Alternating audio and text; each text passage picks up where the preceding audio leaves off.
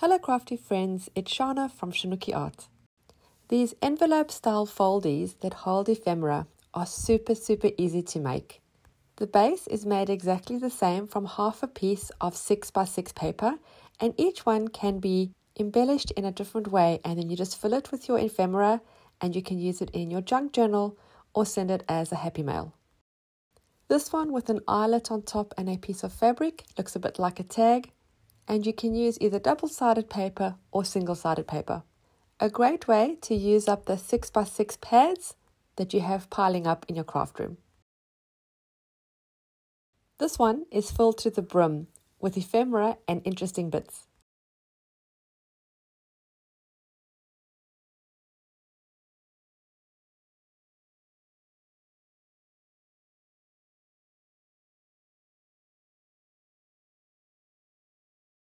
You could add a ruffle for interest. This ruffle is made with vintage dress pattern tissue paper and works well for a vintage look. You could also embellish the tags that go inside your little foldie, and this one I have added a piece of fabric at the top of a tag.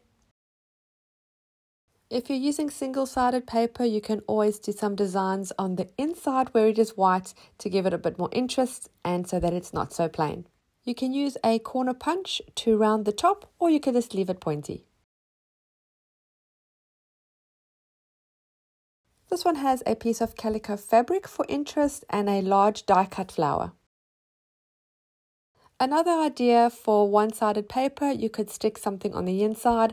I've stuck this beautiful big die-cut flower, and I've also added a paper clip with a piece of ephemera to the front of the foldie.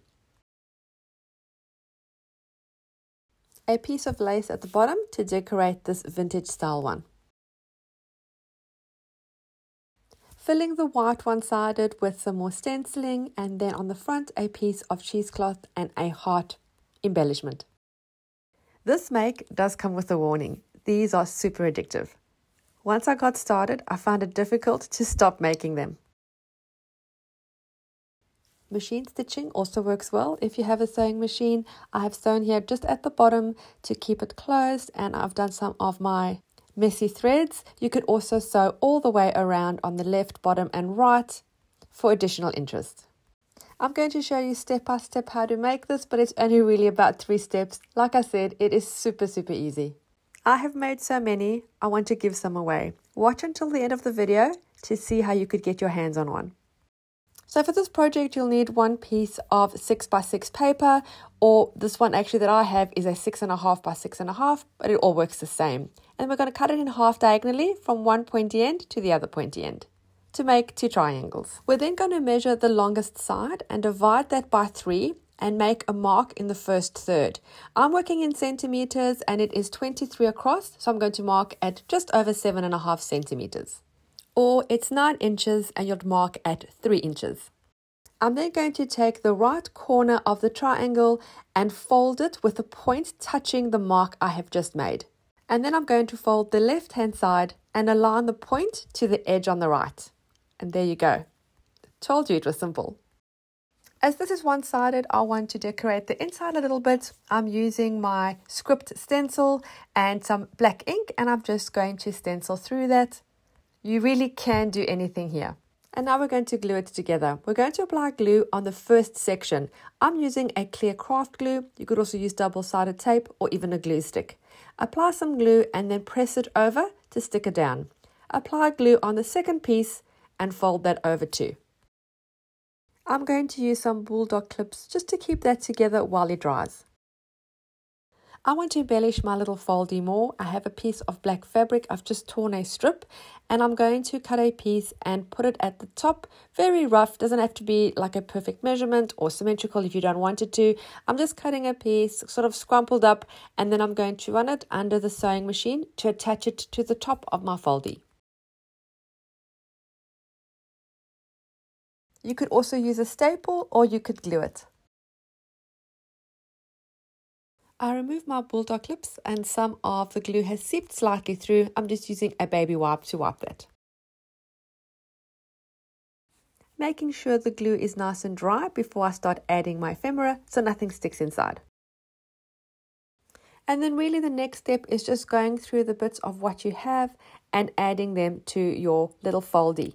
You don't have to have expensive things or specific things. You can use pieces from a magazine, perhaps a beautiful word or a flower. You can use old book pages, whatever you have, even old scrap paper. You can put a handwritten note. A really good way to use up what you have. I start by putting the bigger pieces to the back and the smaller ones to the front, so they sort of waterfall and it's easy to see all the pieces. Some of the pieces I've used, I've got a little bit of red in, which I like because I want to use this little mini playing card with the red just for a bit of pop of color on the black and white.